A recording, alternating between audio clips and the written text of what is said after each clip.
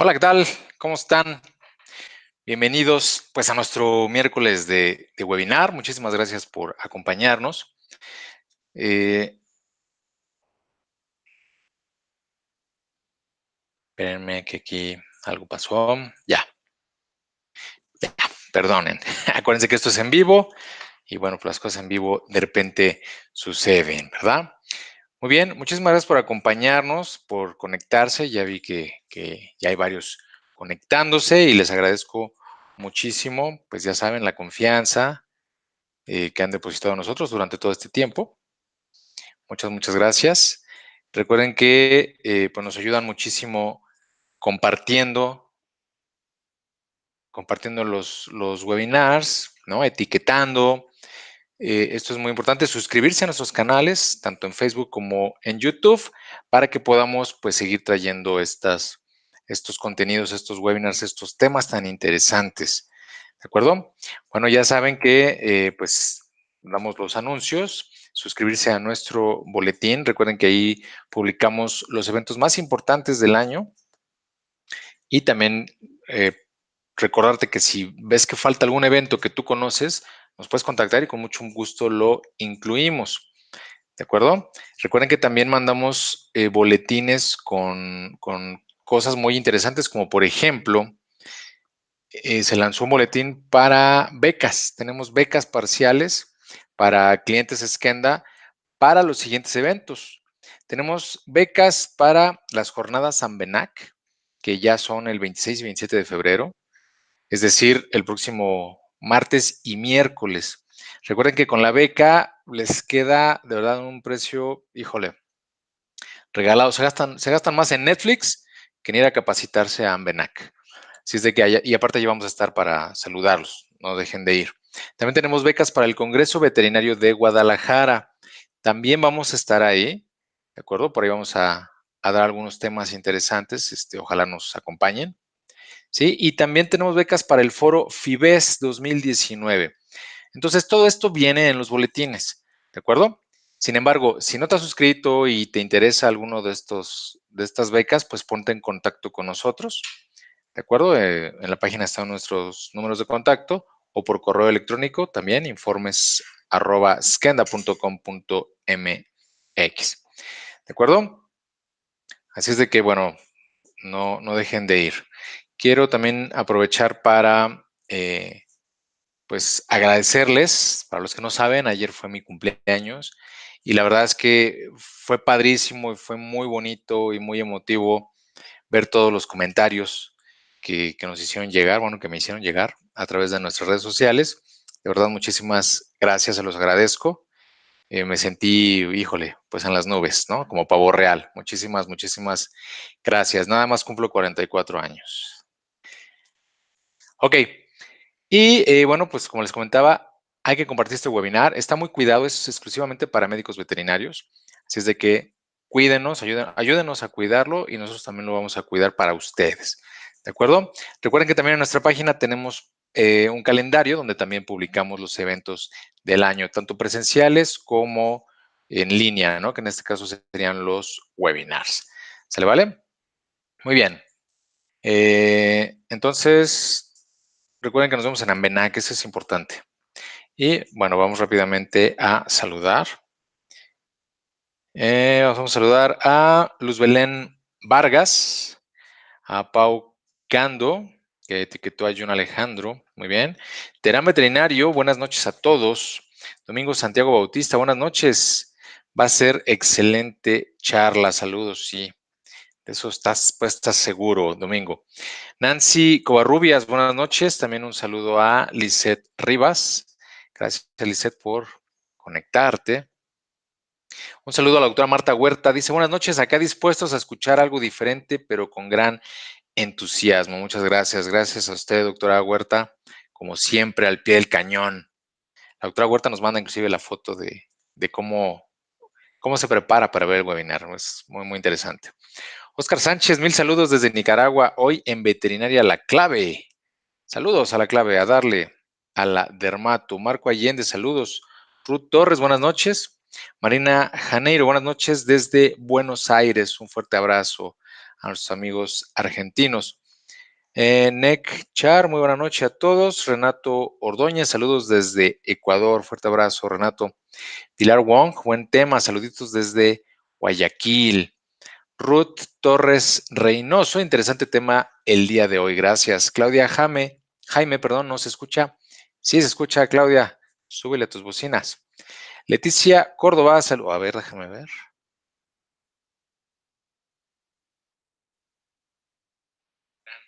Entusiasmo. Gracias a usted, doctora Huerta.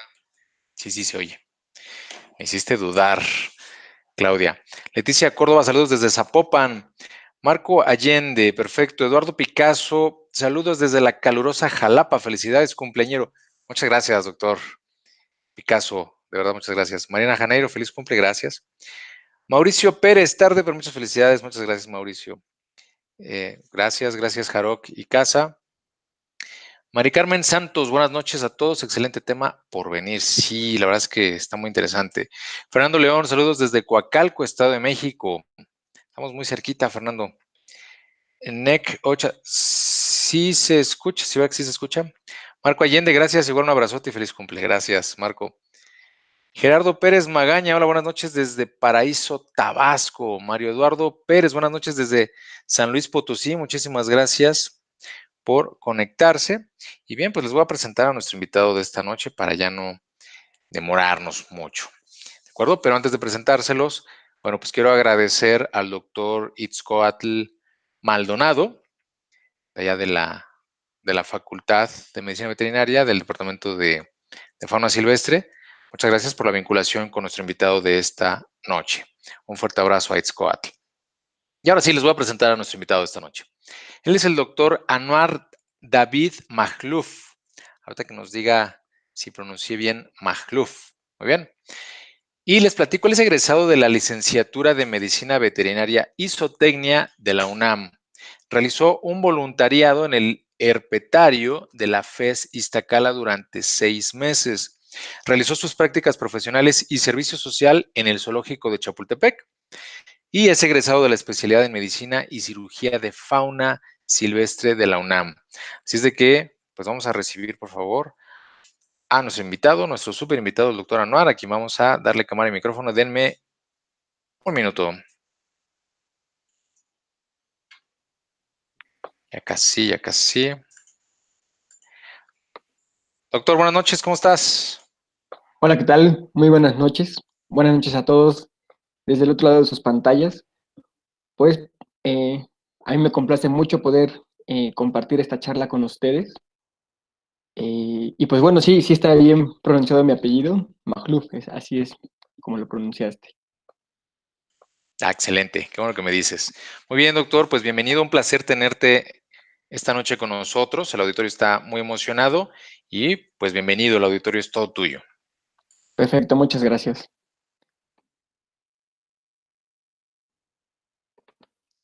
Igual, si me pueden decir si ahí se ve bien la presentación Es para correcto, se ve empezar. perfecto. Muy bien, pues de nuevo, muy buenas noches a todos. Como lo comentó hace un momento el ingeniero, yo soy Anwar Makhlouf. Y pues bueno, prácticamente yo empecé a estudiar medicina veterinaria porque estaba muy entusiasmado con la medicina de zoológicos. Conforme fueron pasando los años, creo que tuve diferentes gustos. Al final nunca he descartado tal vez incluso concluir mi vida profesional en un zoológico, pero poco a poco me he interesado muchísimo por los animales de compañía no convencionales. De hecho, por eso hice la especialidad en esta área. Y en particular siempre me han atraído muchísimo los reptiles. Escogí impartir este tema porque yo creo que, al igual que en perros y gatos, la dermatología de reptiles suele ser a veces incomprendida y muchas veces eh, creemos que puede estar causando algún agente etiológico o una enfermedad, cuando simplemente pueden tratarse de cuestiones ambientales o cuestiones un poco más prácticas que tienen un abordaje y una resolución muy fácil. Muy bien, entonces la presentación va a estar construida por una breve introducción. Voy a hablar un poco acerca de la taxonomía de los reptiles, a nivel general, y voy a hablar sobre la anatomía, fisiología y algunas características de la piel de los reptiles. Asimismo, vamos a entrar un poco de lleno a la parte de examen dermatológico, cómo tenemos que ir construyendo nuestra historia clínica, cuáles son el abordaje que tenemos que darle hacia un problema dermatológico, algunas pruebas que tenemos que realizar o que podemos realizar más bien con los reptiles, porque no todo lo que se puede hacer en perros y gatos se puede extrapolar a reptiles. Asimismo, vamos a hablar de las presentaciones más comunes que a mí me ha tocado ver en la consulta de exóticos. ¿Ok? Pues los animales de compañía no convencionales han tenido un aumento en su popularidad. Eh, de hecho, yo creo que en los últimos 20 años se ha tenido un gran aumento en la tenencia de estas mascotas, ¿no? Y no solamente de reptiles, sino también estamos hablando de anfibios, de pequeños mamíferos, de aves, ¿no? Y los reptiles siempre han causado una gran fascinación, tal vez por sus formas, porque sabemos que algunos pueden ser venenosos, ¿no? Por sus hábitos de comportamiento y biológicos que tienen como muy interesantes. Entonces, como médicos, no estamos exentos de que algún día llegue a nuestra consulta, a nuestra puerta, alguna tortuga, algún varano o alguna pogona o alguna serpiente, ¿no? Yo siempre recomiendo que en caso de que les lleguen serpientes a sus consultas, siempre se aseguren de que no se traten de especies venenosas y si se van a aventurar a atender este tipo de pacientes, tengan preparado el equipo, el instrumental adecuado para atenderlas y el equipo adecuado para poder actuar en un accidente por mordedura de un animal venenoso. La piel es un indicador de la salud y eso lo dice Walker Hicks en el 2001, ¿no? Eso lo tenemos bien comprendido en nosotros los humanos y en otros mamíferos como perros y gatos, ¿no? Sin embargo, en reptiles también es un indicador de la salud, del bienestar de los reptiles y también de las condiciones ambientales en las que lo tenemos albergados. Es muy importante y vamos a ir hablando y puntualizando mucho este punto a lo largo de la plática. Gran parte de los problemas de salud que se presentan en reptiles son causados por malas condiciones ambientales. Entonces, es algo que tenemos que tener en consideración para lograr un alto grado de bienestar con nuestros pacientes. White en el 2011 menciona que el motivo de consulta principal con la tenencia de reptiles, incluso puede ser hasta el 64% de las consultas con nuestros reptiles, son de origen dermatológico. Entonces, tenemos que tener en consideración esto para poder actuar adecuadamente cuando llega un paciente reptil a nuestra consulta. Como ocurre en otras especies, las causas de enfermedades dérmicas, dermatológicas, están pautadas por causas multifactoriales. La alimentación, el estado fisiológico del paciente, el sexo, la edad, son algunas de las consideraciones que tenemos que tener para empezar a orientar nuestro diagnóstico hacia un problema dermatológico. Como comentaba al principio, muchas veces es un reto diagnóstico. Incluso puede ser un poco frustrante.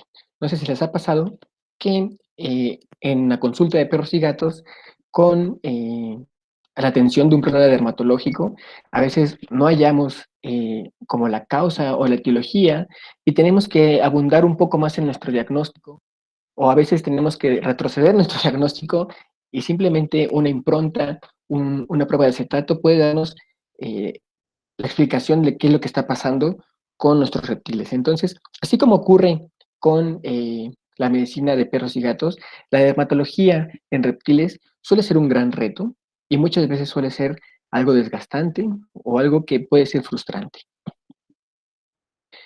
Voy a platicar acerca de la anatomía y taxonomía de los reptiles.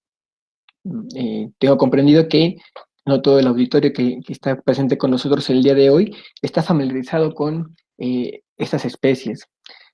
Entonces voy a empezar a platicarles acerca un poco de los reptiles. Pues los reptiles son del reino animal, son vertebrados que aparecieron aproximadamente hace 250 millones de años. Su ancestro común Es un tetrápodo, perdón, muy parecido a los anfibios. Sin embargo, por diferentes causas que se presentaron en la geografía y en las condiciones climatológicas del planeta, hicieron que estos animales tuvieran que adaptarse a nuevos medios. La principal característica de los reptiles es que presentan escamas y al presentar escamas, esto les facilitaba mantener el agua dentro de su cuerpo, lo cual los permitía sobrevivir en ambientes que no fueran propiamente acuáticos, sino que también ya estaban fuera del agua y podían sobrevivir de manera adecuada. Para su estudio, vamos a clasificar a los reptiles en 4 principales órdenes. El orden de los testudines, donde se encuentran las tortugas tanto terrestres como acuáticas. El orden Squamata, donde se encuentran los saurios, bueno, los lagartos y las serpientes. El orden Esfenodonta, donde está la tuátara, que se puede decir que es un fósil viviente y tiene aproximadamente 65 millones de años. Y por último, el orden de Cocodrilia, donde se encuentran los gaviales, cocodrilos y, y los alligators, ¿no? Que los conocen así como en algunas partes del planeta. Muy bien. Ahora, vamos a hablar un poco acerca de cómo se compone la piel de los reptiles. Seguramente vamos a encontrar muchas similitudes con respecto a los mamíferos, pero también vamos a hablar acerca de cuáles son como algunas características que están presentes únicamente en, en los reptiles. Como había mencionado hace un momento, una de las principales características de los reptiles es que su cuerpo está cubierto de escamas. Las escamas están compuestas por queratina y a diferencia de otras especies, podemos hablar que únicamente las aves y los reptiles tienen un tipo de queratina que es la que se conoce como beta-queratina. Esta se encuentra sobre la superficie de las escamas y ofrece cierta dureza a las escamas. Asimismo, también tenemos otro tipo de queratina que está entre las escamas, que se llama alfa-queratina. La epidermis es la capa más externa de la piel y al igual que en otras especies, la epidermis está compuesto por varios estratos. El más profundo al más externo es el estrato germinativo, el estrato intermedio y por último el córneo, que está compuesto por varias capas de queratina. Asimismo, algunas especies, y ahora te lo voy a mostrar en otro dibujo, algunas especies tienen entre esta transición entre la epidermis y la dermis, un estrato, una capa que se conoce como placa de osteodermos, que son modificaciones óseas que están debajo de la piel. Posteriormente, tenemos la capa más profunda, que es la dermis. Y la principal función de la dermis es nutrir precisamente a la epidermis y está compuesta por tejido conectivo, vasos sanguíneos y vasos linfáticos. A diferencia de, por ejemplo, los mamíferos, pues no tienen una inervación tan presente en la piel, lo cual también conlleva a la presentación de enfermedades o de ciertas lesiones que vamos a hablar en un momento. Como le comentaba, bueno, la alfa y la beta queratina es la queratina que está presente justamente en todo el cuerpo de los reptiles. Habría que mencionar que existen algunas características muy puntuales, por ejemplo, los osteodermos, que son estas placas que estoy presentando en el cursor, son más gruesas en algunos reptiles como los cocodrilos, o en algunos quelonios, en algunas tortugas. También es importante mencionar que en las tortugas el caparazón es una unión entre los huesos que conformarían la caja torácica y abdominal de un mamífero están fusionados estos huesos y que además están fusionados con los osteodermos. Tanto el caparazón por la parte ventral como por la parte dorsal están cubiertos también de varias capas de queratina y es lo que confiere la dureza de este caparazón en los quelonios. Ahora, antes de seguir platicando acerca de las características y funciones de la piel, me gustaría comentarles acerca de algo muy importante en los reptiles, que es el tipo de metabolismo que tienen. Los reptiles son animales ectotermos. Esto quiere decir que dependen de las características ambientales, o más bien de la temperatura ambiental que se les ofrezca para regular su metabolismo. Son incapaces de generar su propio calor. Entonces, básicamente, si nosotros no ofrecemos fuentes de calor dentro del cautiverio de los reptiles, su metabolismo se va a ver afectado. Eh, entonces, es importante que nosotros siempre sepamos que un ambiente cálido para los reptiles siempre va a ser un ambiente adecuado, ¿no? Aquí, pues la principal desventaja de presentar como la ectotermia es que prácticamente desde el latido cardíaco hasta la producción de algunas células se ven afectadas por la falta de calor, ¿vale? Eh, una de las ventajas de la ectotermia es que los reptiles pueden, digamos, regular su metabolismo a través del comportamiento.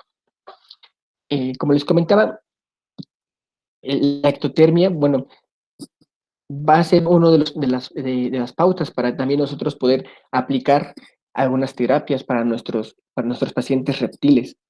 La carencia de alguna fuente de calor durante algún tratamiento de la piel puede ser incluso un factor que defina nuestro fracaso en el tratamiento de estas enfermedades cutáneas.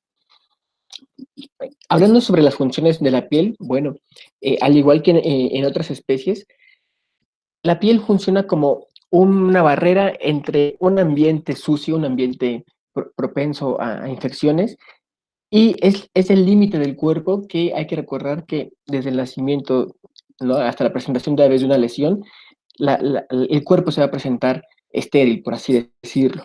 Entonces, nuestra principal función de la piel va a ser el mecanismo de defensa inespecífico contra algunas enfermedades o agentes, tanto físicos como químicos, que pueden estar en el ambiente.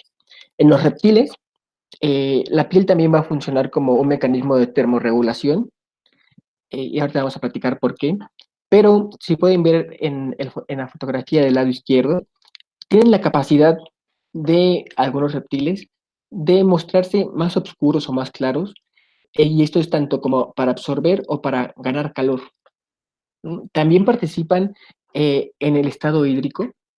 La piel, ¿no?, aparte de mantenerse permeable por las escamas, también hay que mencionar que, al igual que en otras especies, sí poseen una pequeña capa lipídica que permite que sean permeables ciertas sustancias. Entonces, podría ser incluso que la piel puede ser un mecanismo o una barrera para poder ofrecer ciertos fármacos. Algunas características propias de la piel de los reptiles es que vamos a notar que existe la ecdisis, y la ecdisis es precisamente este cambio de piel, o más que cambio, es la reposición o la eliminación de queratina y células muertas que están presentes en la capa más superficial de la piel, ¿no? La piel de los reptiles posee diferentes células de color, los cromatóforos, que les van a conferir diferentes coloraciones a nuestros reptiles. Y los cromatóforos, como les mencionaba, pueden participar activamente en la termorregulación de los reptiles. Asimismo, el reflejo de la luz sobre el estrato más superficial de la piel puede causar como el reflejo de la luz, causando este efecto que se conoce como iridiscencia, como el que como el que les muestro en la fotografía inferior de esta serpiente. La piel de los reptiles carece de glándulas. Solamente algunas especies tienen algunas glándulas de marcaje que funcionan y también como un mecanismo de defensa. Cuando se sienten amenazados, pueden soltar alguna secreción un poco pestilenta, que eso podría ser como de las pocas glándulas que tienen en la piel, como les comentaba, alguna vez, algunas especies, perdón, poseen osteodermos y que pueden ser como mucho más gruesos en cocodrilos que en otros.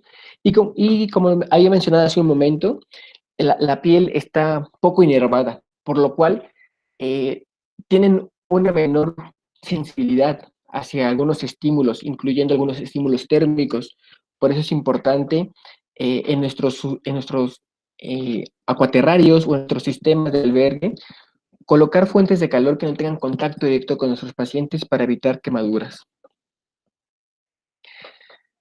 Antes de abordar tal vez cualquier enfermedad, ya sea dermatológica o de cualquier otra índole en reptiles, hay que conocer la biología de las especies. En el programa en el que yo me formé, que es la especialidad en medicina y cirugía de fauna silvestre, prácticamente invertimos el primer año de la especialidad aprendiendo biología de diferentes especies. Y esto es muy importante porque tenemos que extrapolar todo lo que sepamos de nuestros pacientes o todos los requerimientos que tengan en vida libre, tenemos que llevarlos al cautiverio. Y no solamente para tener un terrario o un albergue bien decorado o que sea funcional, sino también porque tenemos que conocer incluso cómo es que toman agua nuestros pacientes, cómo es que se alimentan nuestros pacientes, si son de hábitos nocturnos, si son heliotermos, o sea, que se calientan a través del sol, o si se pueden calentar a través de algunos otros mecanismos como por convección, por ejemplo. Es importante también eh, saber que existen eh, diferentes estímulos que pueden afectar a los reptiles o que existen algunos factores de riesgo. Entonces, les recomiendo que siempre que tengan alguna especie que sea poco común, o alguna especie que vaya a ser la primera vez que la vean en consulta, se documenten antes de emitir alguna opinión médica o incluso de pensar en algún abordaje clínico. Eso es muy importante para el desarrollo de la medicina en animales de compañía no convencionales. Ahora, vamos a empezar a abordar ya el tema de propiamente dermatología y de la evaluación clínica de nuestros pacientes. Al igual que con cualquiera de nuestros pacientes, ¿no? Tenemos que empezar a recopilar la información de dónde vive ese paciente, a qué ha estado expuesto, ¿no? Incluso algo muy importante con los pacientes reptiles, ¿no? Es saber dónde fue adquirido. Si fue adquirido en algún criadero, ¿no? Si tiene alguna procedencia legal, si fue extraído de vida libre para su comercialización en cautiverio, es algo que tenemos que tener en consideración para ir formando algunas ideas que nos lleven a un correcto abordaje dermatológico, ¿no? Es muy común encontrar ectoparásitos, como les muestro en la fotografía de este lagarto, eh, que si son extraídos de vida libre, es muy común que tengan estos tipos de agentes etiológicos sobre la piel. Entonces, la historia clínica, como con cualquier otro paciente, tiene que ser lo más detallada posible, ¿no? Asimismo, en nuestra historia clínica, tenemos que saber cómo viven nuestros pacientes. Y en esta fotografía les pongo a la misma especie albergada de manera diferente. Como pueden ver, tal vez la ilustración de la izquierda es un ambiente enriquecido, ¿no? Donde se ve que tiene algunos refugios, que tiene seguramente fuentes de calor y de radiación UVB, que tiene algún sustrato poco abrasivo, como sería el pasto artificial, que eso sería muy importante ir reconociendo. Y un ambiente donde vemos que realmente el ejemplar incluso puede estar triste, ¿no? En este momento no nos vamos a meter a hablar sobre enriquecimiento ambiental y bienestar en reptiles, pero sí es importante reconocer que también un ambiente altamente enriquecido puede disminuir la presentación de algunas enfermedades. Y justamente ambientes poco enriquecidos o que carecen de algún elemento como de calor puede ocasionar que los reptiles presenten comportamientos aberrantes. Es común que en consulta se presenten pacientes con abrasiones en la zona rostral, justamente arriba de las narinas, ¿no? porque muchos de ellos se empiezan a presentar una conducta de escape o intentan buscar alguna fuente de calor o intentan buscar un cuerpo de agua o intentan buscar alimento y se raspan contra las paredes de su terrario.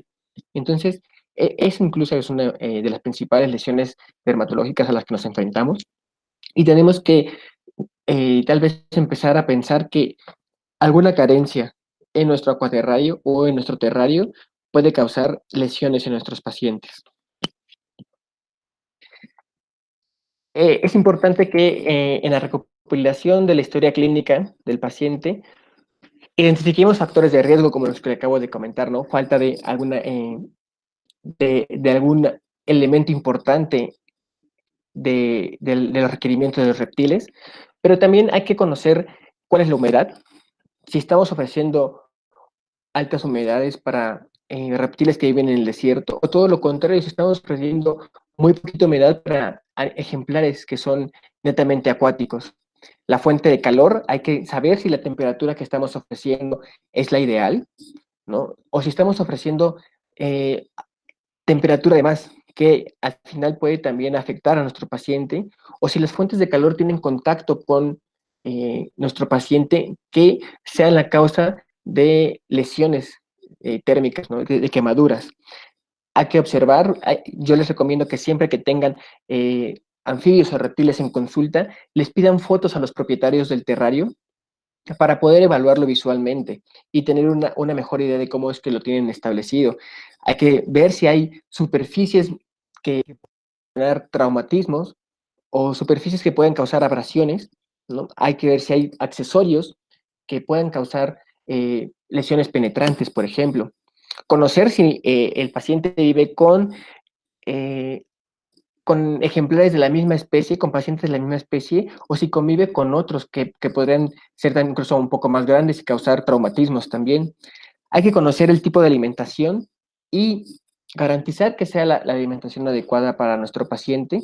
Asimismo, hay que revisar el tipo de sustrato que tengan. El tipo de sustrato puede estar influyendo en otros factores como por ejemplo la humedad, ¿no? Hay sustratos que conservan muy bien la humedad y eso puede ser bueno para algunas especies. Sin embargo, para especies que requieren ambientes secos y todo el tiempo están en contacto con ambientes húmedos o con un sustrato sucio, puede ser la causa que presenten algún tipo de dermatitis por hongos o por bacterias. Antes de abordar eh, la parte dermatológica de los reptiles, el examen dermatológico de los reptiles, cabe mencionar que siempre tenemos que hacer un examen físico a nuestros pacientes. Eh, donde he tenido la oportunidad de trabajar, siempre convivo con colegas que se dedican únicamente a perros y gatos y pues sí, siempre mencionan que ellos no tendrían ni la más mínima idea de cómo empezar a abordar la consulta con un paciente. Yo creo que hay que reconocer que cualquier animal, de cualquier especie de la que se trate, son organismos vivos y por lo tanto podemos eh, abordar los casos de manera muy similar.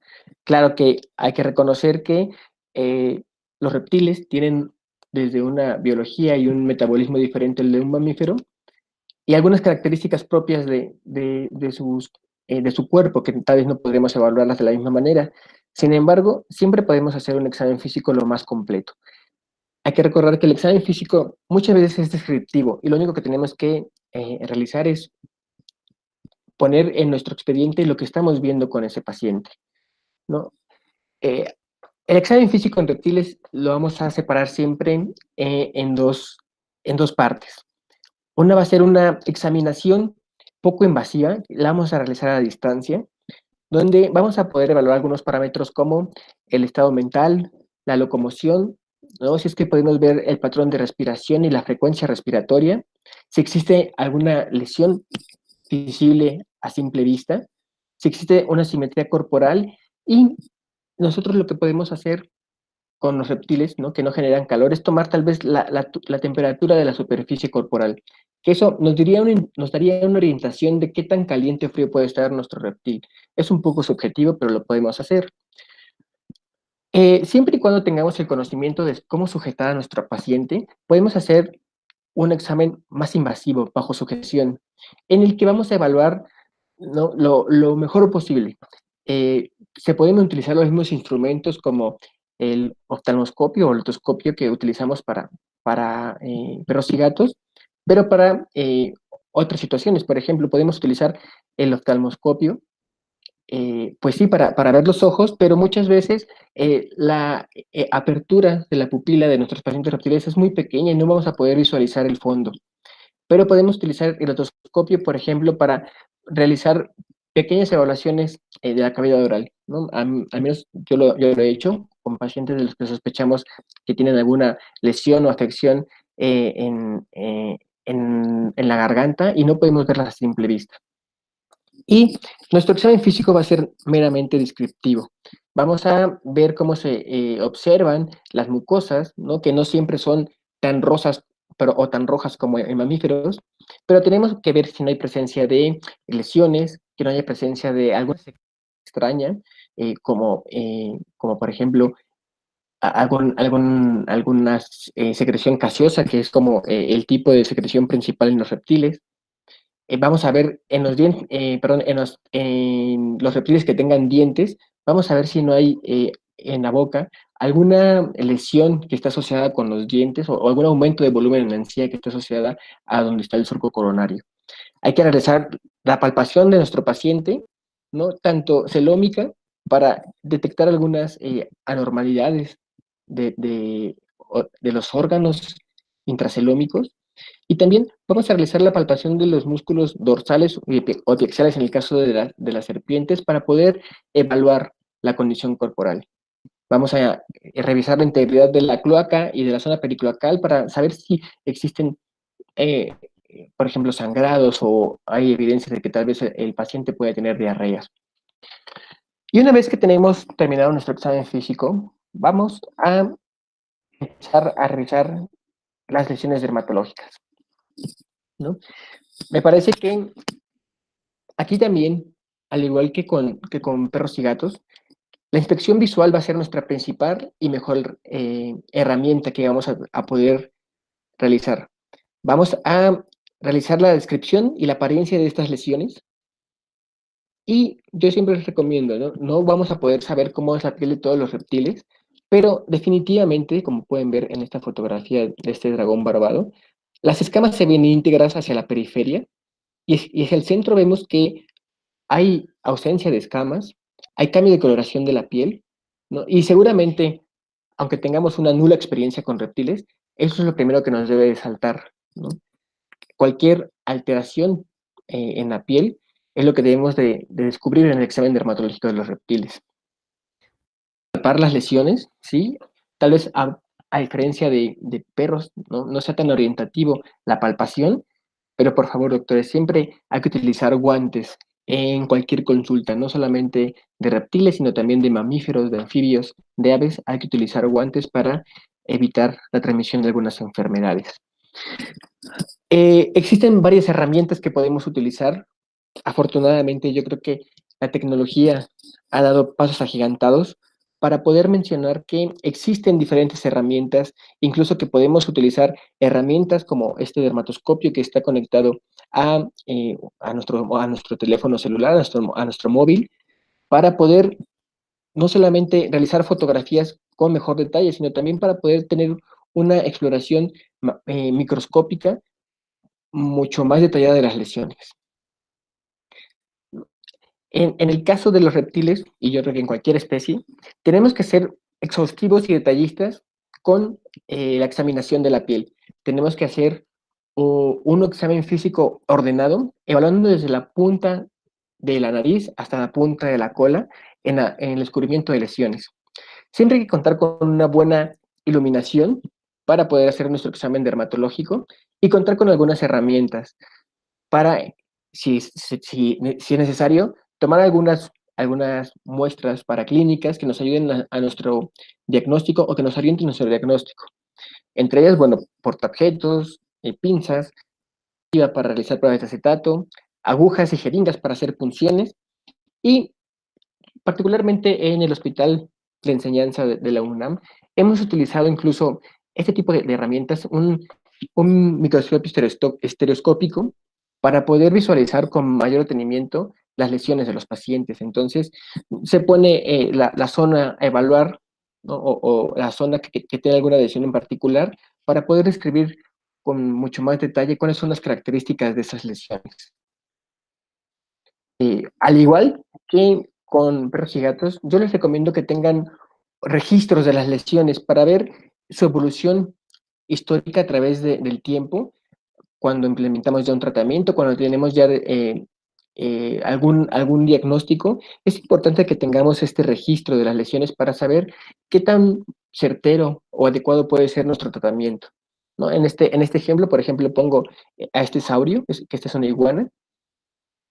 Como lo pueden notar, tiene un cambio de coloración hacia la parte ventral del cuerpo y tiene la presencia de una garrapata. Entonces, en nuestro dermograma podemos poner justamente este tipo de lesiones que presentan y obviamente guardar esta información para futuras referencias. No solamente los dermogramas son útiles, sino yo creo que tal vez la herramienta más útil actualmente para tener un seguimiento con las lesiones de la piel pueden ser las cámaras fotográficas, ¿no? Entonces, te, hay que tener en consideración. Es muy importante contar con un equipo que registre buenas fotos para poder tener un seguimiento de nuestras lesiones dermatológicas. Okay. Las lesiones más comunes que vamos a encontrar en nuestros pacientes van a ser abrasiones, úlceras, pústulas, vesículas, que pueden ser incluso estas como las primarias, lesiones clasificadas como primarias en reptiles.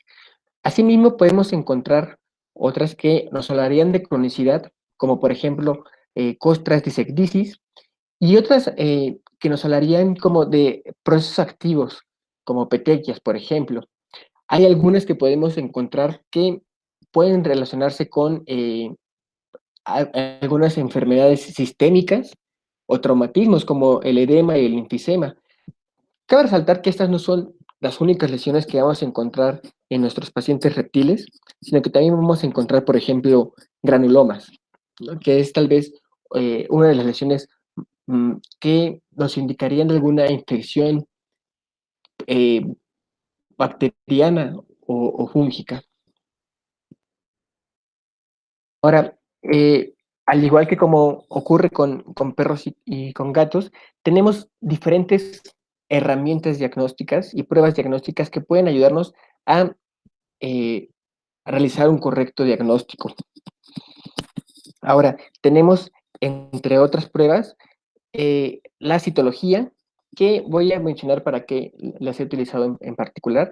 La citología nos ayuda a evidenciar características celulares de las lesiones, incluso en algunas ocasiones podría ayudarnos a saber si existen neoplasias cutáneas, que son muy raras en reptiles, o al menos me ha tocado verlas muy pocas veces, pero se puede pasar.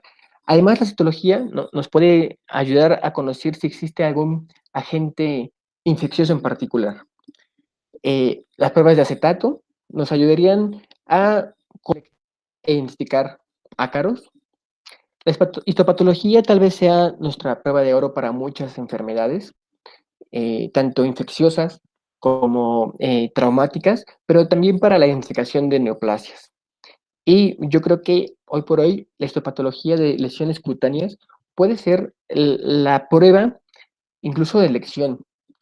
Tal vez es la más invasiva, pero nos puede ayudarnos a ahorrarnos tiempo y facilitarnos un diagnóstico, ¿vale? El cultivo es importante cuando sospechamos si tenemos tal vez la idea de que se pueden tratar de enfermedades infecciosas, ¿no? Nos ayuda tanto a aislar como a identificar bacterias y hongos, y me parece que tal vez es de las pruebas más importantes para enfermedades infecciosas. Y tenemos algunas pruebas que tal vez no competen exclusivamente a el área dermatológica, pero el estudio radiográfico nos ayudaría a saber, por ejemplo, cuando se presentan abscesos, qué tan severo puede ser o qué tan grande puede ser si está profundizado, ¿no? Si es posible que ese absceso haya tenido una conexión hacia la parte interna del cuerpo, que es muy raro, pero puede pasar. si incluso este absceso está afectando otros tejidos, como el tejido óseo, ¿no? Muy común en la presentación de lesiones en miembros torácicos y pélvicos, muchas veces se puede dar la infección hacia hueso, pues precisamente nos ayuda como a conocer la invasividad que tiene este absceso hacia otros tejidos. Las bioquímicas y hemogramas nos hablarían de no solamente procesos que están afectando la piel, sino procesos que están afectando y que pueden tener repercusiones sistémicas. Por ejemplo, en el caso de algunos ácaros que se alimentan de sangre, pueden causar anemias severas en nuestros pacientes, o si existen enfermedades infecciosas, hay que evaluar cómo se está comportando las células de defensa ante esa infección. Entonces aquí les pongo algunas imágenes de las pruebas o de las herramientas que podemos utilizar para realizar pruebas para clínicas en el abordaje dermatológico de los pacientes. La citología, creo que está por demás mencionarla, ¿no? Seguramente los que practican con perros y gatos hacen las mismas actividades, pero la citología puede ser a través de aspirados, de punciones, y colocarlos sobre portaobjetos para realizar tinciones. Eh, También podemos recuperar tejido o agentes etiológicos a través de hisopados de lesiones cutáneas. Otra prueba importante es las biopsias de piel, o bueno, más bien, otro método de obtención de muestras es la biopsia para mandarlos a histopatología. Ahora, con respecto a las biopsias, muchas veces podemos realizarlas únicamente con anestesia local.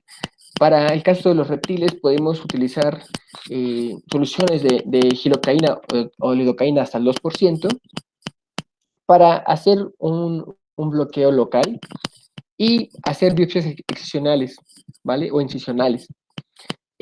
Podemos utilizar estos punch para realizar biopsias que también son muy válidos en reptiles.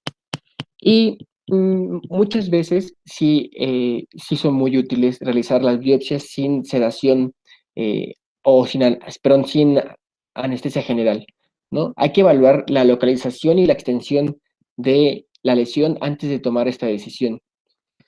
Sin embargo, ¿no? Se prefiere que cuando son lesiones muy grandes, de preferencia el paciente sí está anestesiado, a pesar, ¿no? de que digamos que la piel no está tan inervada. Obviamente cualquier trauma, aunque sea un trauma quirúrgico, aunque sea una incisión quirúrgica, puede causar dolor en el paciente. Esta fotografía de inferior se las puse de ejemplo. Aquí estamos viendo el miembro pélvico, perdón, torácico de una tortuga, y vemos que hay aumento de densidad, bueno, que se ven puntos radiopacos en diferentes porciones. Esto no se trata de algún problema en específico, más bien son los osteodermos que platicamos hace un momento que están presentes en algunas especies, ¿no? Y el cultivo, ¿no? El cultivo tanto bacteriológico como micológico se tiene que realizar siempre con técnicas asépticas para no contaminar nuestra muestra y tener errores o resultados incorrectos. A continuación voy a presentarle algunas de las lesiones más comunes que me ha tocado ver en reptiles. Realmente, agentes etiológicos son muchísimos, ¿no? Muchísimos.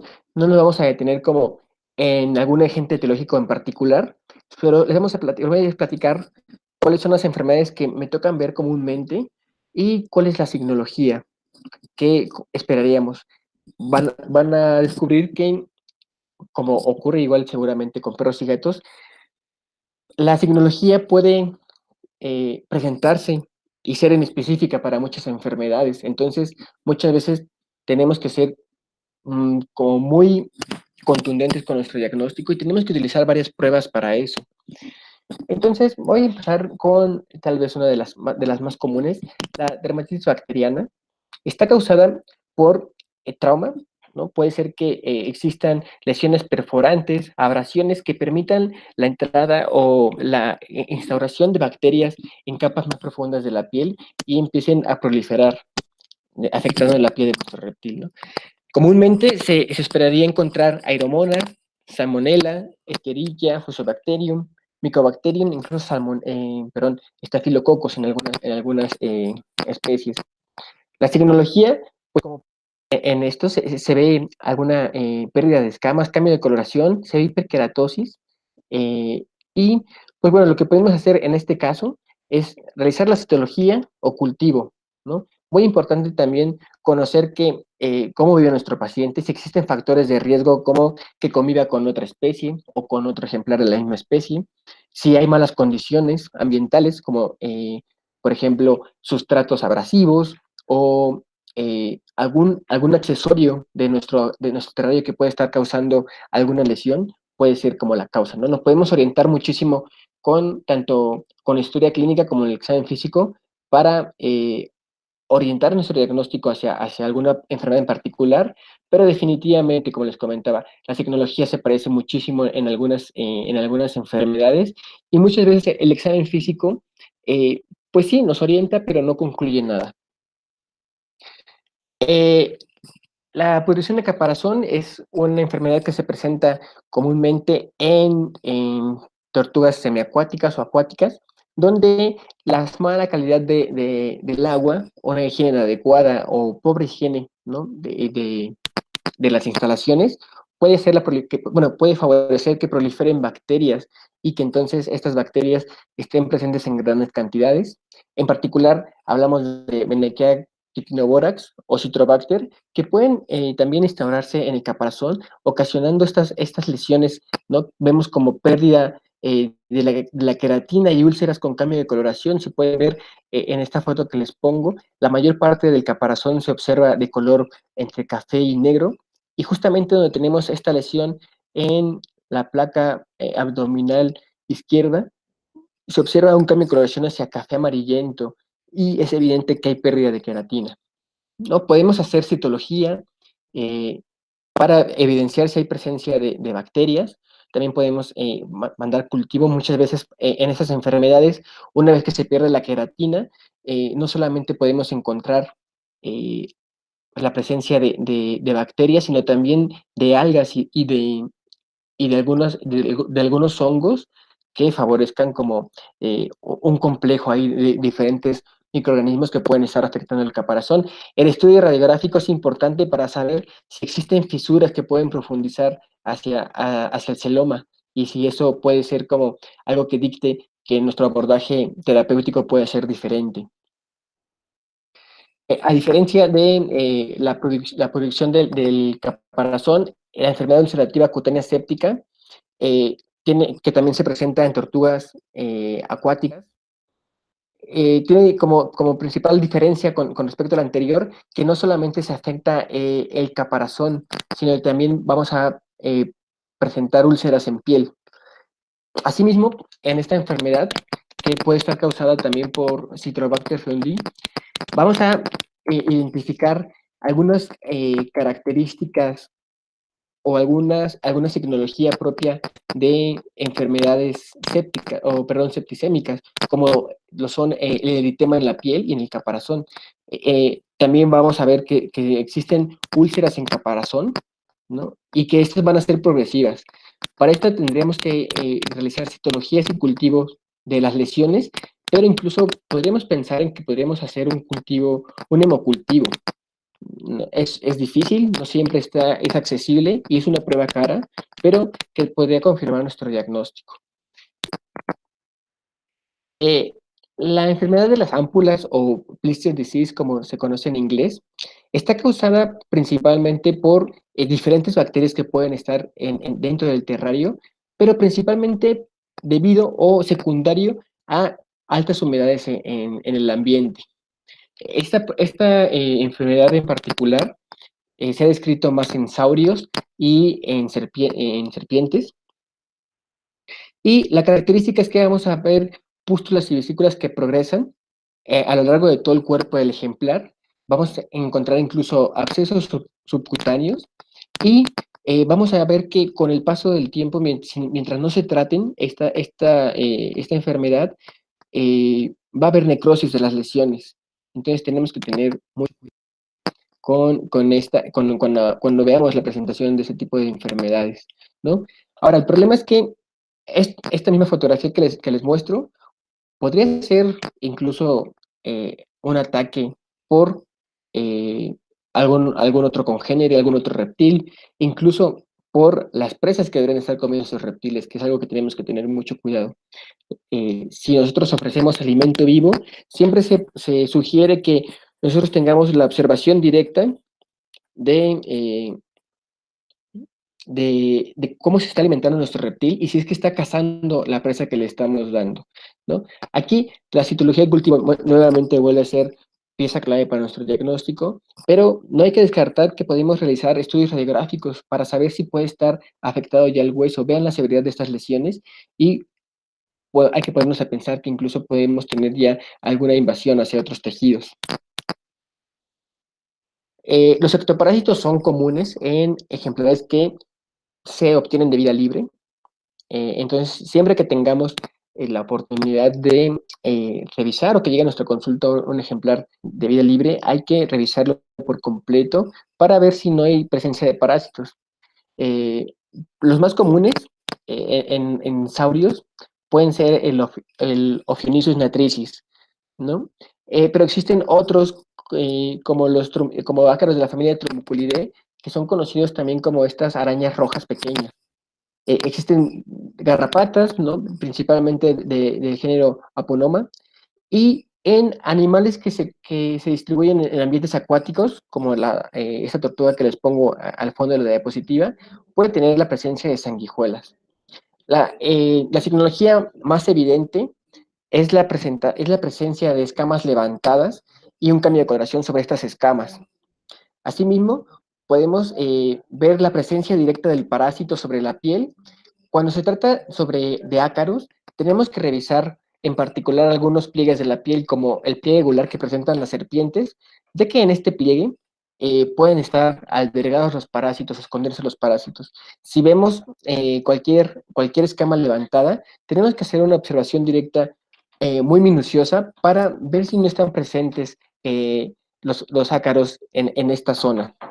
Como les comentaba al principio de la presentación, existen algunas escamas, perdón, o algún tipo de queratina que está unida o que hace la unión entre diferentes escamas. Este tipo de queratina es mucho más delgada que otras. Entonces, hay que revisar estas zonas, porque justamente entre la queratina alfa, que es mucho más delgada o más blanda, podemos encontrar precisamente la presencia de parásitos. ¿Ok? El diagnóstico es por observación directa muchas veces, y si queremos ser un poco más contundentes con el diagnóstico, hay que identificar microscópicamente a los parásitos. Incluso, ¿no? En los libros de medicina interna de reptiles, pues se sugiere incluso hacer microscopía electrónica para poder identificar las características de los ácaros. Las infecciones por hongos suelen ser causadas eh, principalmente por organismos que están presentes en el ambiente, organismos saprófitos y que son oportunistas, ¿no? Prácticamente nosotros siempre comentamos en el hospital de enseñanza que casi cualquier hongo es oportunista. Entonces, cualquier animal que se encuentre inmunosuprimido, que tenga malas condiciones ambientales, reptiles terrestres que están en ambientes muy húmedos, pueden estar o pueden ser animales que están predispuestos a la presentación de hongos. En la fotografía que expongo en esta diapositiva, podemos ver cómo existe cambio de coloración, hiperkeratosis, podemos incluso ver la apariencia de un exudado de aspecto húmedo y muchas veces la presencia de costras. Hay un aumento de volumen cuando pensamos que pueden estar afectados tejidos más profundos, y lo ideal sería hacer citología, cultivo e histopatología de las lesiones. Incluso pensar, como en algunas enfermedades bacterianas, en realizar estudios radiográficos para ver si no hay afección de otros órganos. Ahora, les comentaba de las dermatitis fúngicas, ¿no? Muchos son organismos saprófitos, oportunistas, como Aspergillus, Trichophyton, mucor, pero también vamos a ver que existen en particular agentes que son infecciosos per se. Es el caso de la enfermedad fúngica amarilla, que está causado por la fase anamorfa del Cryptosporium tenaniciosis brisei. De hecho, por sus siglas en inglés, es conocido como el CAMP. Y en particular, este agente sí puede ser un agente primario sin necesidad de que el ejemplar pueda estar inmunosuprimido, ¿no? Vamos a ver en particular en este tipo de pacientes granulomas que se presentan de manera paulatina y que no responden al tratamiento con antibióticos. Podemos ver zonas con hiperkeratosis y cambio hacia color amarillo, ¿no? Como pueden ver en el plano rostral de esta serpiente, vemos que existen estos como costras amarillas, ¿no? En este caso, que es otro tipo de Cryptosporium, que es Cryptosporium ofidicola, vemos que incluso hay deformación de la estructura de la cara de la serpiente. Esta enfermedad suele ser altamente contagiosa y severa entre reptiles, ¿vale? Puede causar incluso la muerte porque, bueno, se propaga a tal grado que puede causar una micosis sistémica, ¿no? Lo mejor que podemos hacer es cultivo, histopatología de las lesiones, incluso pensar en aislar o determinar si es la presencia de Cryptosporium mediante pruebas de PCR. Bueno, acabamos de ver como todas las enfermedades que pueden ser causadas por agentes infecciosos. Sin embargo, hay muchísimas otras enfermedades que no vamos a describir en este momento y existen también algunas lesiones que están causadas, como les comentaba desde el principio, por las características del ambiente, ¿no? Que pueden ser causadas por ejemplo, la fuente de calor, que esté mal calibrada, que tenga contacto directo con nuestro paciente y que puede causar quemaduras muy, muy severas.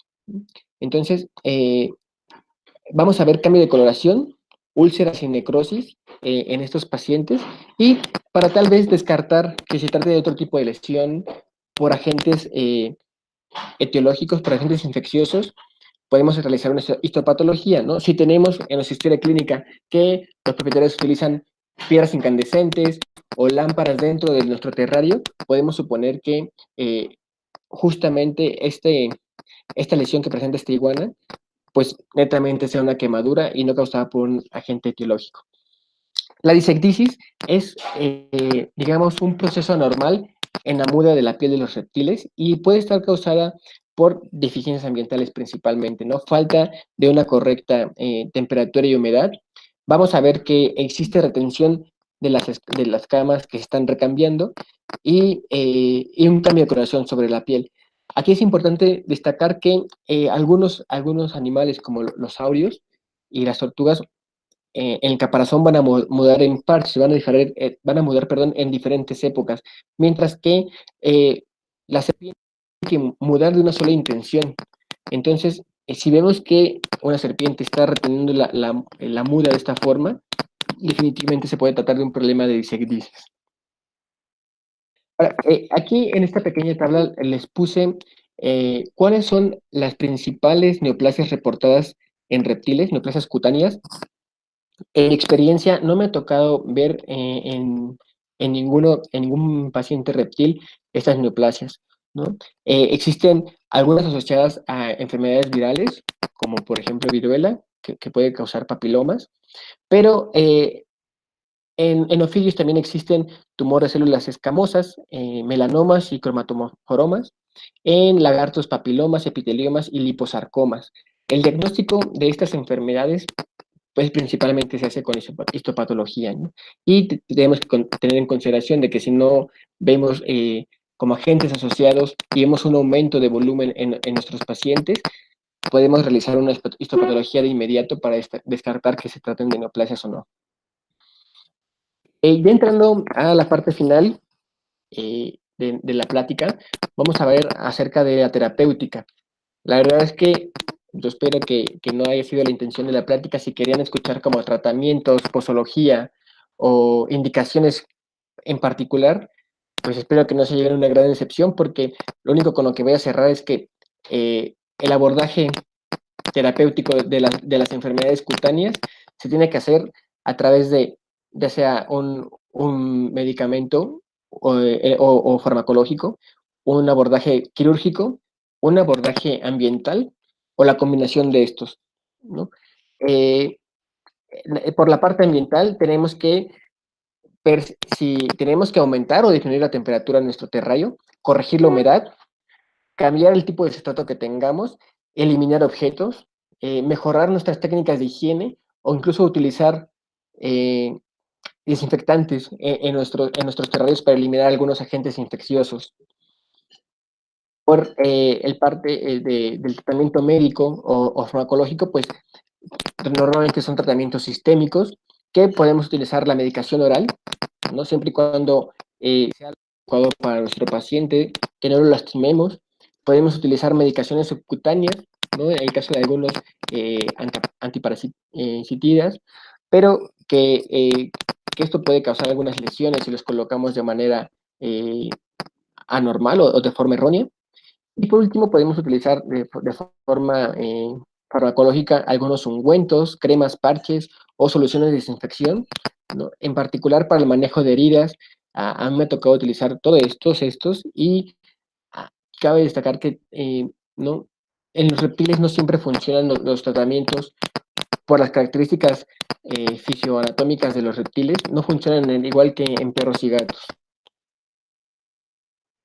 Por último, ¿no? En el caso de cirugías o perdón, en el caso de algunas neoplasias, podemos realizar la excisión o la crioterapia. Si nos enfrentamos a una herida que ya está limpia, podemos hacer el cierre primario mediante las suturas, o incluso hay que pensar que la terapéutica quirúrgica va a ser aquellas que nos permitan hacer un desbride quirúrgico de algunas heridas, ¿vale? Y bueno, por mi parte ha sido todo, espero que les haya agradado la charla. Muchas gracias por su atención.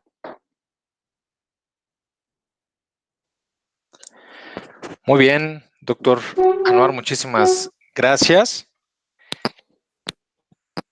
Déjame ver si andas por ahí. Espera, le pongo dejar de compartir. Ándale, muchas gracias. Muy bien, pues muchísimas gracias por tu charla. Vamos a ver si hay preguntas. Estas a veces tardan un poquito en llegar porque tenemos un pequeño retraso entre lo que tú y yo vemos y lo que nuestro auditorio le llega. ¿Sí, vale? Entonces, bueno, mira, de hecho sí ya hay algunas preguntas. Entonces, si estás de acuerdo, te las comienzo a leer, ¿va? Ok, está bien. Muy bien. El doctor Renato Ordóñez pregunta que si tienes fotos de las citologías, es importante saber y reconocer las diferencias morfológicas para interpretarlas. Le voy a quedar mal, doctor. No tengo imágenes, de hecho no puse prácticamente ninguna lesión citológica, bueno, ninguna característica citológica de las lesiones.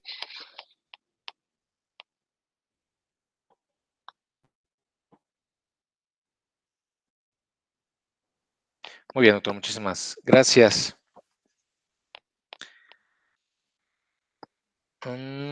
Dice Jarok y Casa. Bueno, es que hay muchas felicitaciones, muy buena plática, muchas gracias. Y Jarok y Casa dice, no entendí muy bien cuando la disecdisis es normal o está siendo una dermatopatía. Excelente presentación, muchas gracias, doctor. Saludos desde Rivas, Nicaragua, estudiante de MBZ. Ok, Jarok, pues mira, yo creo que lo primero que debemos de reconocer es, por ejemplo, el tipo de reptil que tengamos. Si vemos, por ejemplo, que tenemos un ofidio, una serpiente, que ya mudó por completo el recambio de piel de su cuerpo, pero vemos una opacidad corneal y que se puede tratar de una escama retenida, de la escama del opérculo retenida, definitivamente es disecdisis. Si vemos que hay acumulación de varias capas de piel muerta, es disecdisis, ¿vale? Yo creo que es un poco difícil al principio cuando estás o cuando no tienes como mucha experiencia en reconocer este tipo de de cambios normales, de recambios normales de la piel. Pero, por ejemplo, si ves a tu iguana, ¿no? O algún saurio en particular que está dando en parches, ¿no? Pero lo está haciendo de manera continua y esto dura aproximadamente 14 días, seguramente no es disectisis. Ahora, si tienes una serpiente que ves que su piel no está mudando de manera completa, sino que está mudando en parches, podría ser una disectisis por alguna deficiencia en el ambiente, o puede ser que incluso existan lesiones o algún agente etiológico que evite el recambio normal de piel, y eso definitivamente sería una disectisis. No hay como un estándar para cada una de las especies, pero sí por grupo taxónico podemos tener como estas diferencias entre especies.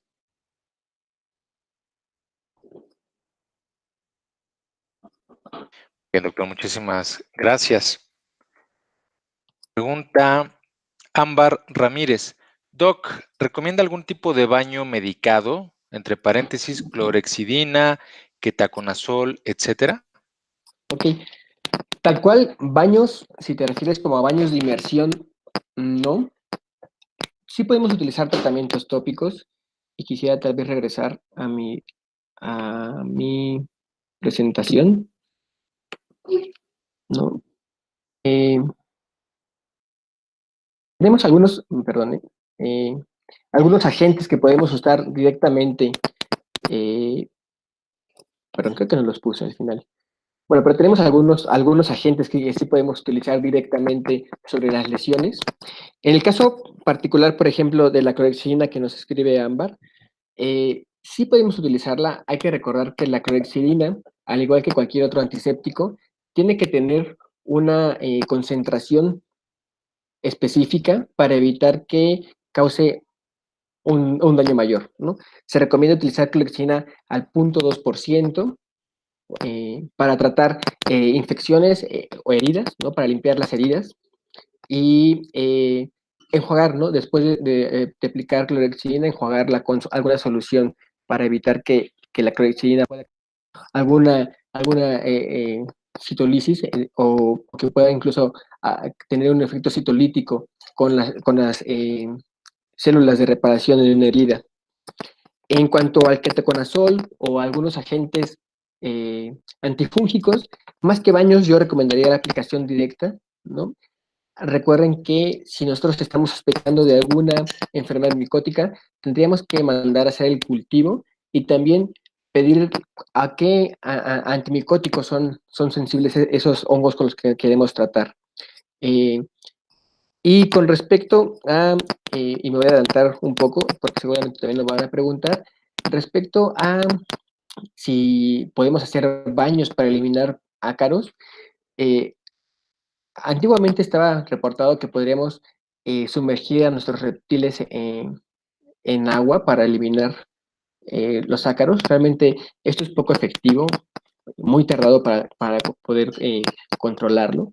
Entonces, podemos utilizar, por ejemplo, en algunas especies, sobre todo de serpientes, la aplicación de fipronil directamente sobre el paciente y evitando que tenga contacto con alguna mucosa.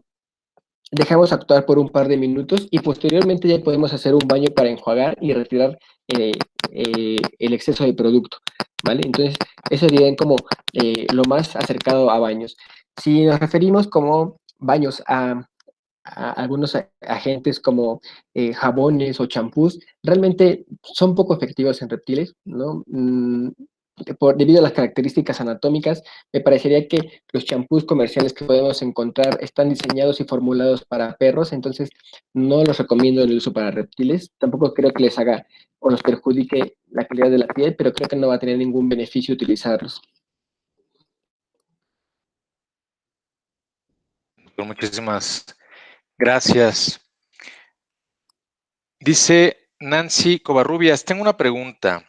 ¿Nos pueden facilitar un libro o una página donde vemos a qué temperatura tiene que estar cada paciente?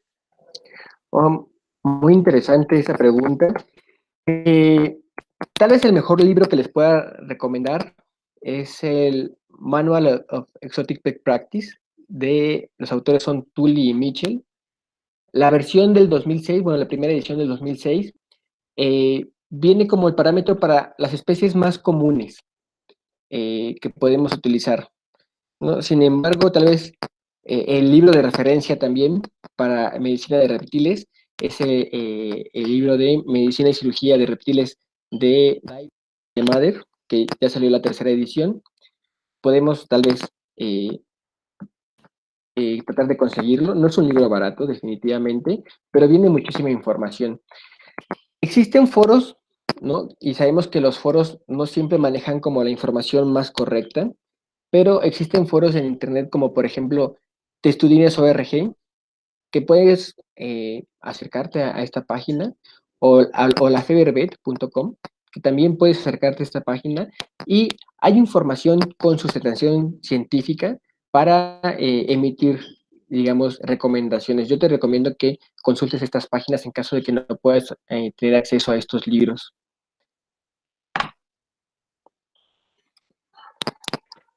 Excelente, doctor. Muchísimas gracias. Ale Venancio, para los ectoparásitos, ¿recomienda el retiro manual o algún producto de uso en pequeñas especies y cuál principio activo recomienda? Muy bien. Yo recomiendo en la mayoría de los pacientes utilizar ivermectinas, tanto en saurios y en ofidios.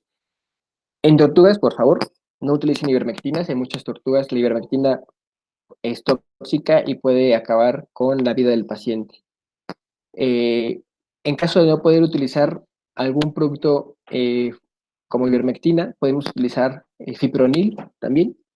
El fipronil que viene en solución en spray podría ser como tal vez uno de los más efectivos para controlar diferentes ectoparásitos.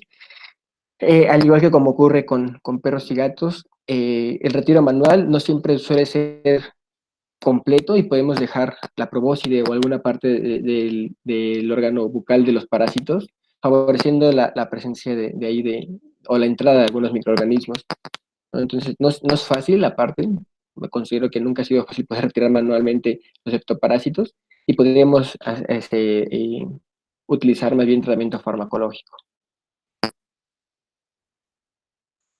Gracias. Muchas gracias, doctor. Pregunta Oscar Sánchez. ¿Qué terapia recomendada para ectoparásitos en reptiles? Pues bueno, igual que hace un momento, ¿no? Ivermectina en algunas especies, no en quelonios, no en tortugas, por favor, y fipronil, ¿vale? Muchas veces tenemos que repetir las terapias, al igual que con perros y gatos, cada 15 días, cada 20 días, eh, o, o puede ser un poco más espaciada. Entonces, lo único que tenemos que hacer es eh, un examen, ¿no? De rutina, un examen de seguimiento para nuestros pacientes que tienen ectoparásitos. En mi experiencia personal, con ofidios al menos, el uso de fipronil ha sido muy efectivo para poder controlar ácaros. Y muy importante, doctores, y creo que eso también se aplica para cualquier especie. Eh, Nosotros tenemos que tener muy controlado el ambiente y muchos ectoparásitos pueden estar presentes en el ambiente y causar la reinfestación de nuestros pacientes. Por lo menos lo que nosotros hacemos en el hospital de enseñanza y en los lugares donde yo he trabajado, eh, siempre recomendamos que se tenga un control tanto del paciente como del ambiente. Mientras tengamos a un paciente infestado con ectoparásitos, principalmente con ácaros, recomendamos retirar todo el sustrato, ¿no? En caso de que el sustrato sea de hojarasca, de tierra, de pitmos, retirarlo por completo y utilizar algún sustrato que sea gentil con la piel, como por ejemplo pueden ser toallas de papel, y que además estas las vamos a estar cambiando diariamente, ¿vale? Entonces, no solamente hay que pensar que tenemos que realizar un tratamiento directo en el paciente, un tratamiento farmacológico, sino que también podemos realizar un control en el ambiente, ¿vale? Vale mucho la pena desinfectar nuestros terrarios y acuaterrarios cuando hemos identificado algún tipo de ectoparásito. Muy bien, doctor. Muchas gracias. Oscar Reyes, ¿existen alergias ¿existen alergias o atopías en dermatología de reptiles? De ser así, ¿hay eritema y prurito como en mamíferos? Oscar, muchas gracias por tu pregunta. Mira, en mi experiencia no he visto ningún reptil que a pesar de la infestación por ácaros presente prurito. Definitivamente yo creo que no se manifiesta el prurito como se manifestaría en mamíferos, pero sí hemos visto que algunos reptiles que tienen presencia de ectoparásitos manifiestan otro tipo de comportamientos. Por ejemplo, me ha tocado trabajar con boas que cuando tienen presencia de ectoparásitos, pues tal vez no se rascan o tal vez no se tallan contra las paredes de su terrario, pero lo que hacen es buscar eh, zonas húmedas, incluso se meten por completo a sus recipientes de agua, tal vez como tratando de eliminar al parásito, ¿no? No podemos decir que existe prurito como una manifestación clínica como la veríamos en mamíferos, pero tampoco hemos visto como, por ejemplo, eritema. El eritema que vemos normalmente es en tortugas y bueno, lo que me ha tocado ver hasta el momento es asociado a infecciones bacterianas. ¿Vale? Alergias, no sabría decirte, ¿no? Hasta el momento yo no tengo como el conocimiento de alergias en reptiles, pero pues bueno, también hay que reconocer que como en muchas otras cosas, se sigue como investigando, se sigue investigando más bien la información que tenemos de dermatología en reptiles. Hasta el momento, por ejemplo, las lesiones que yo veo en consulta están asociadas principalmente a bacterias, ¿no? O a hongos también. Y dudo que tal vez se pueda ver como un prurito como se manifestaría en perros y gatos. Muchas gracias, doctor. Perdón. Verónica González, ¿qué productos se recomienda para lavar el caparazón de una tortuga? Ok, esta pregunta también es muy interesante. Normalmente los propietarios tienen como la idea de que las algas pueden ser malas. mm, no está definido qué tan patógena puede ser la presencia de algas en el caparazón de las tortugas. Sin embargo, la presencia de algas puede estar refiriéndonos que tal vez acuaterrario o nuestro acuario, si se tratan de especies netamente acuáticas, eh, puede estar sucio, puede estar, digamos, mal cuidado y por esto generar una gran presencia de algas. Eh, Muchas veces se han utilizado erróneamente productos para alberca, productos químicos para alberca, para limpiar el caparazón o para limpiar los estanques de las tortugas, causando intoxicaciones. La verdad es que no existe el tratamiento ideal para el control de algas. Una vez que las algas se instauran en un ambiente acuático es muy difícil de retirar.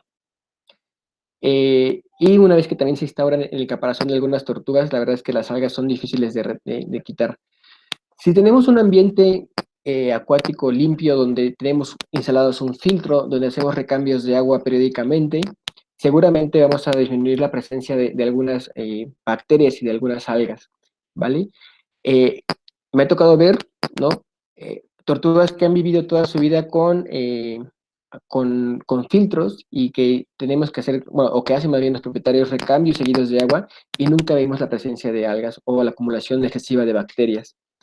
Eso sería lo mejor que podemos hacer para, eh, para eliminar como la presencia de microorganismos en el caparazón. Ahora, si yo no te recomiendo para nada que ocupes algún producto químico en particular para la limpieza del caparazón, pero lo que podemos hacer es tal vez cepillar eh, sin ningún producto la superficie del caparazón con cepillos de dientes, por ejemplo, de cerdas suavecitas, para retirar como la presencia de alguna materia orgánica o de algas, por ejemplo. Asimismo, ¿no? Si vemos que hay como una excesiva acumulación de algas, lo que podemos hacer es desinfectar nuestros acuaterrarios con cloro. ¿No? Obviamente con el paciente fuera del acuaterrario, y lo que podemos hacer es hacer una dilución de 1 mililitro de cloro en 1 litro de agua y ocupar esa solución para limpiar la superficie de nuestro acuaterrario. Una vez que hayamos terminado de limpiar con nuestra solución de cloro, hay que enjuagar por completo y hay que ponerle al sol, ¿vale? Una vez seca, ya podemos volver a colocar los accesorios y volver a colocar a nuestro reptil dentro de nuestro acuaterrario. Gracias, doctor. Misar Delgado dice, buenas noches, doctor. ¿Qué tal el uso de selamectina o imidacloprid? He sabido de su uso en pequeños mamíferos con éxito y sin efectos secundarios severos. Sí, definitivamente estos antiparasitantes podrían ser efectivos. La verdad es que aquí, ¿cuál es la gran limitante? Que no hay estudios estandarizados para saber tanto dosis efectivas como dosis tóxicas. En particular, normalmente yo no me atrevo a utilizarlos, ¿no? Podría ser que incluso extrapolemos las dosis que se utilizan en mamíferos, pero no podemos asegurar que no vayamos a tener algún efecto secundario, alguna intoxicación. Eh, ¿No? Aquí faltaría un poco más abundar en información. Seguramente se está generando nueva información con respecto a estos productos. Por el momento mi recomendación es, si no está probado, no hay que utilizarlo y tal vez no arriesgarnos en esto, ¿no? O sea, hay veces que la medicina veterinaria conlleva riesgos, pero para el uso de fármacos no probados en reptiles es mejor no utilizarlos. Y sobre todo porque hay un sinfín hay un sinfín de especies que están presentes en el mercado. Cada vez vemos reptiles que anteriormente no estaban en cautiverio y que ahora ya lo están. Y eso también genera como mucha incertidumbre, ¿no? El uso de algunos fármacos en algunas especies llega a resultar tóxica y en otras no. Entonces no podría asegurarte en este momento si existe, por ejemplo, una dosis de selamectina para iguana verde, para dragón chino, para dragón barbado. Entonces es lo que tenemos que tener en consideración para utilizar en medicina veterinaria de reptiles. Excelente, doctor. Muchísimas gracias. Fernando León, ¿tienes experiencia en el uso de solución electrolizada de superoxidación para el tratamiento de heridas?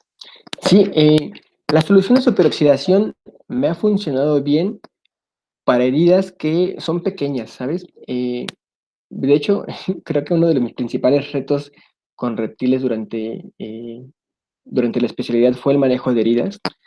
Creo que tenemos que poner en consideración muchas cosas. No todas las heridas se parecen, no todas las heridas eh, están en la misma posición anatómica.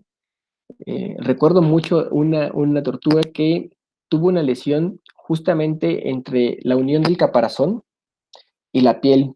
Digamos que había como una úlcera que fue progresando hasta ser muy profunda.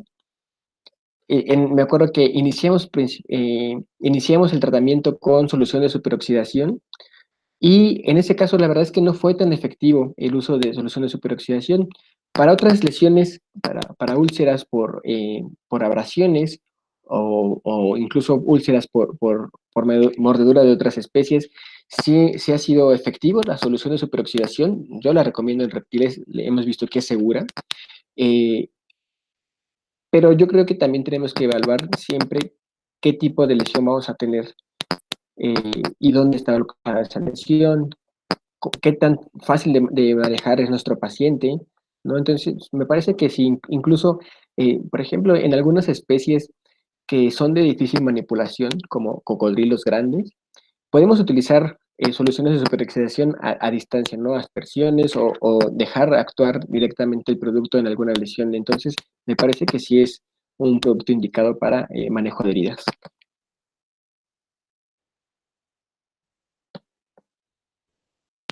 Muy bien, doctor. Muchísimas gracias.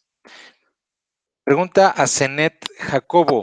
Hola, doctor. ¿Cómo se puede retirar la pintura que algunos propietarios ocupan para pintar a sus tortugas de tierra? Pintura de aceite. Así es. Normalmente utilizan la pintura de aceite para marcaje. Lo que hemos visto es que esas pinturas no afectan como tal el caparazón, o al menos yo creo que no hay nada como estandarizado para ver si a largo plazo puede afectar el caparazón. Justamente hace poco me tocó ver una tortuga de tierra que estaba perdiendo esta pintura de aceite con los recambios de piel, ¿no? Con la ectasis normal. Podría ser eso una solución, esperar muchos, muchos años para que se caiga esa pintura. O al final la pintura de aceite se cae con thinner, ¿no? O se elimina con thinner.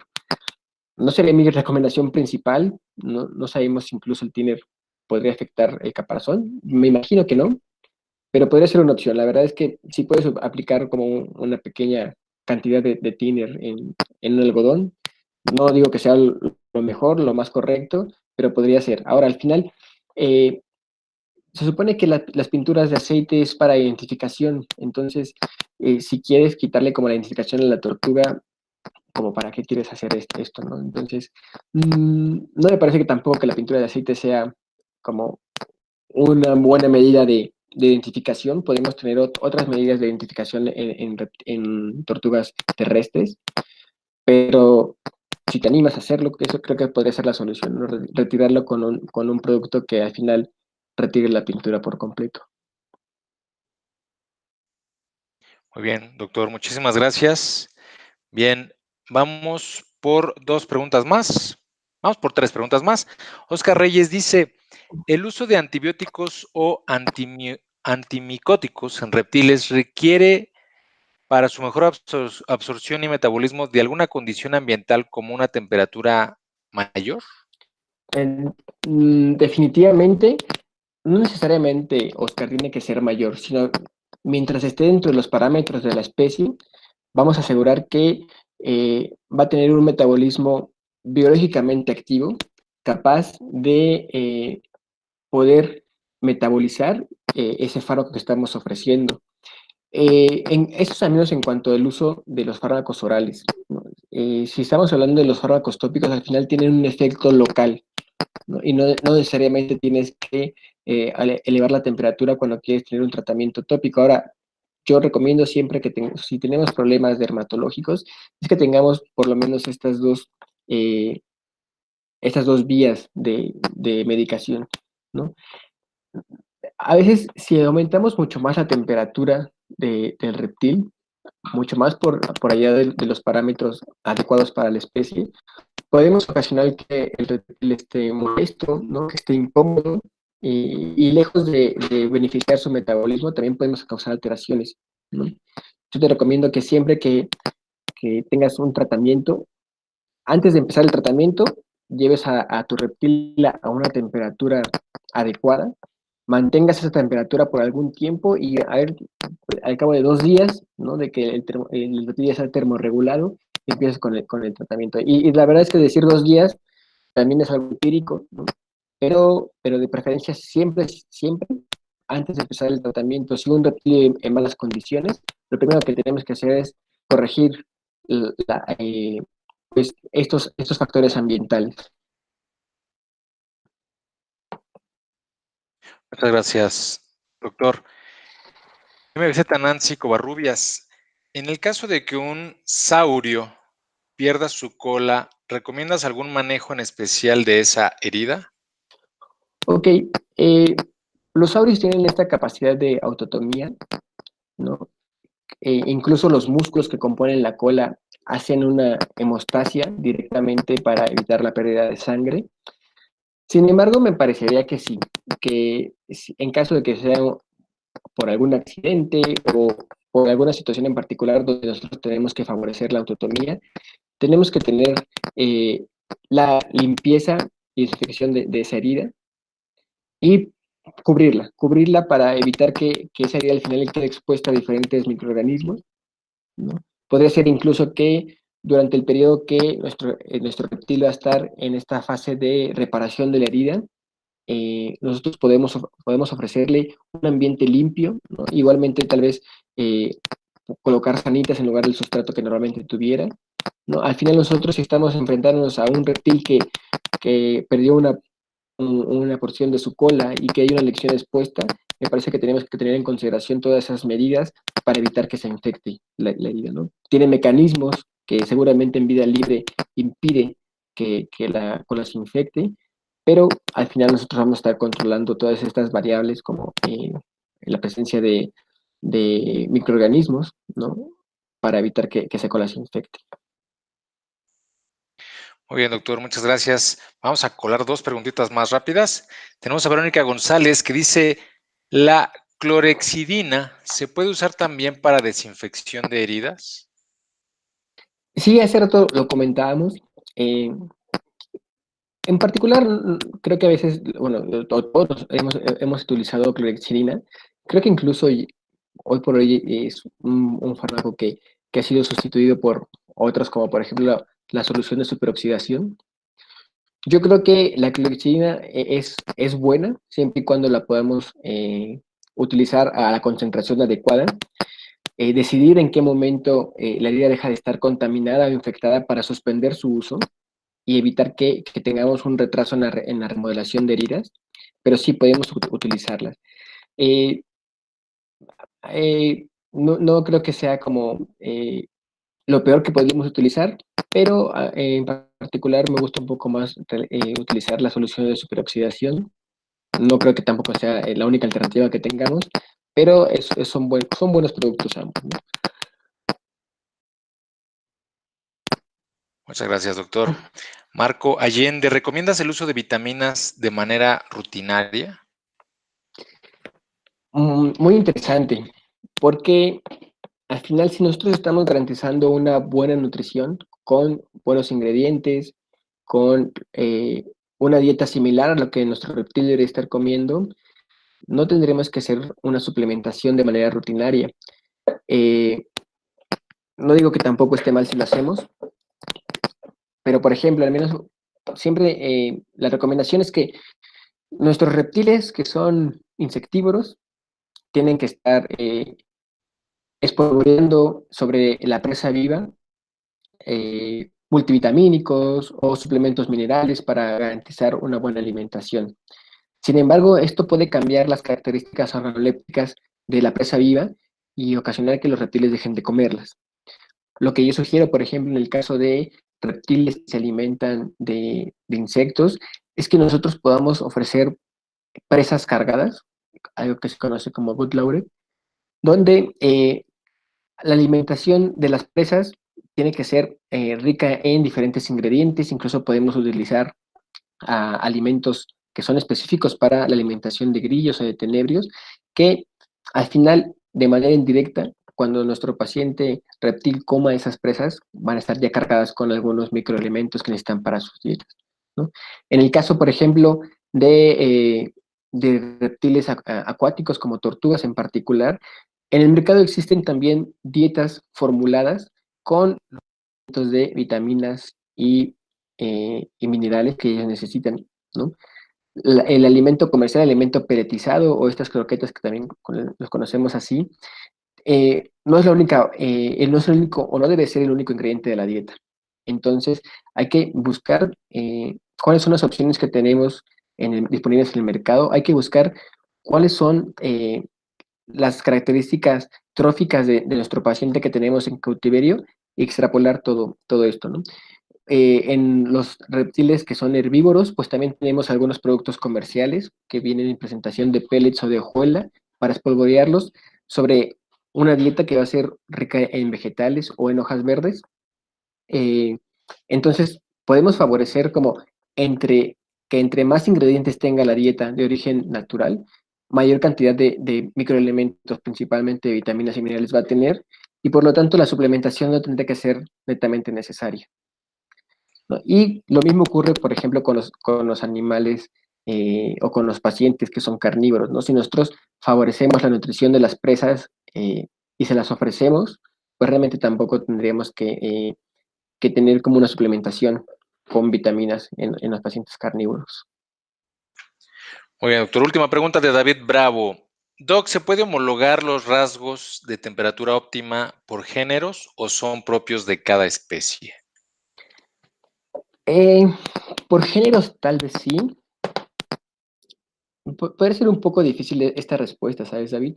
Porque al final pues sí existen especies que incluso, ¿no? Tienen como el mismo nicho ecológico, o más bien el mismo hábitat, pero comparten diferentes nichos. Eh, no, de manera estandarizada siempre se ha dicho que los reptiles pueden vivir bien de temperaturas de 20 a 30, ¿no? Y casi siempre manejamos esos parámetros, pero puede ser que incluso manejar rangos tan amplios estén ocasionando que nuestro reptil tenga un bajo grado de bienestar.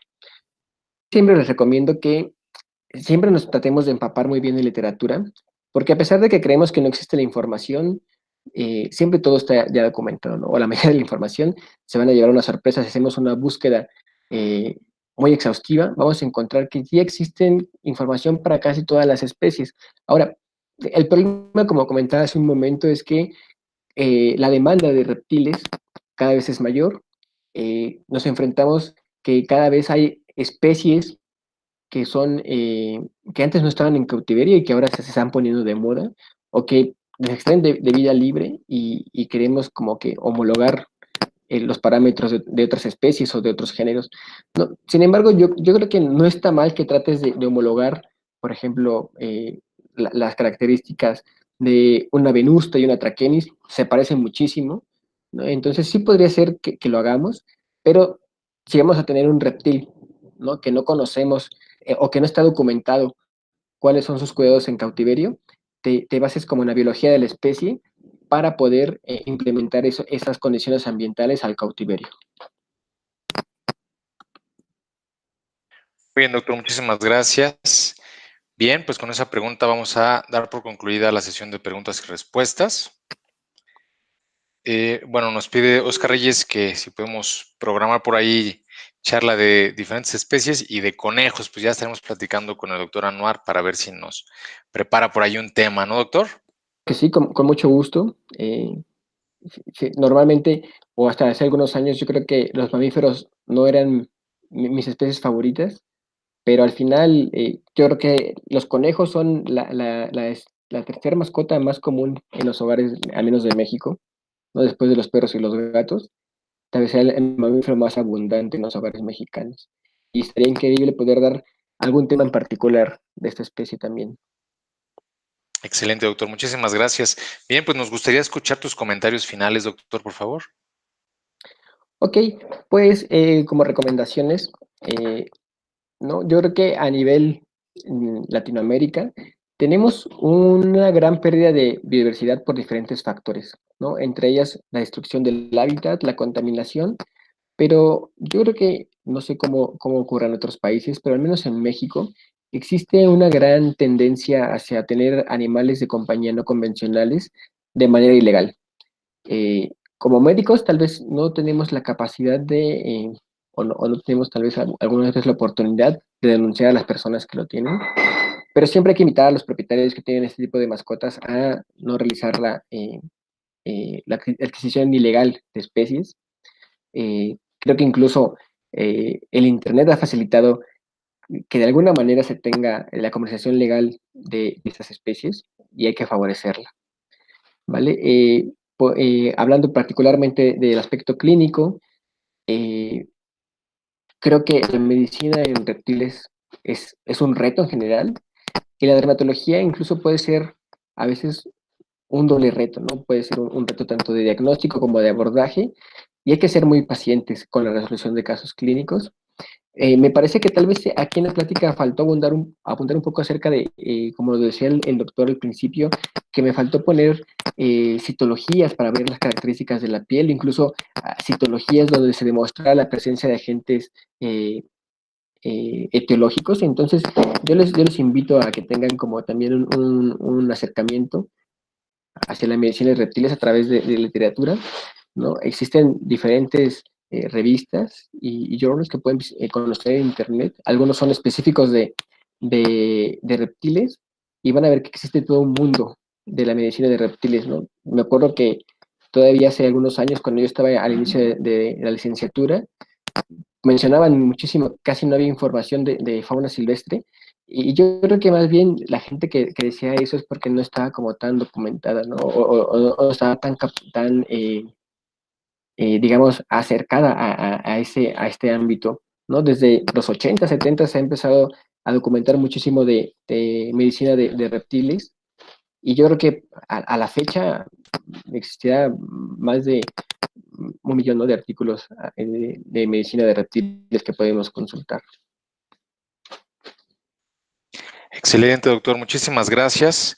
Pues no nos resta más que agradecerte, de verdad, en nombre de todo el equipo de Skenda, el haber estado esta noche con nosotros, haberte desvelado aquí con nosotros y con nuestro auditorio. Muchas gracias y obviamente esperamos que no sea la última vez. ¿Te parece? Por supuesto, pues muchas gracias, y de nuevo a todos muchas gracias por su atención. Al contrario, doctor, muchísimas gracias. Recibe un fuerte abrazo. Y vamos a dar por concluido este webinar, no sin antes darle las gracias a todos los médicos que se conectaron en todo México, Centro y Sudamérica. Estén pendientes de los próximos webinars y de los eventos. Recuerden que la próxima semana vamos a estar en las jornadas de AMBENAC y nos va a dar mucho gusto saludarlos. Doctor, un fuerte abrazo. Muchas gracias, que estén muy bien todos. Hasta luego. Hasta luego. Hasta luego a todos. Nos vemos en el próximo webinar. Buenas noches.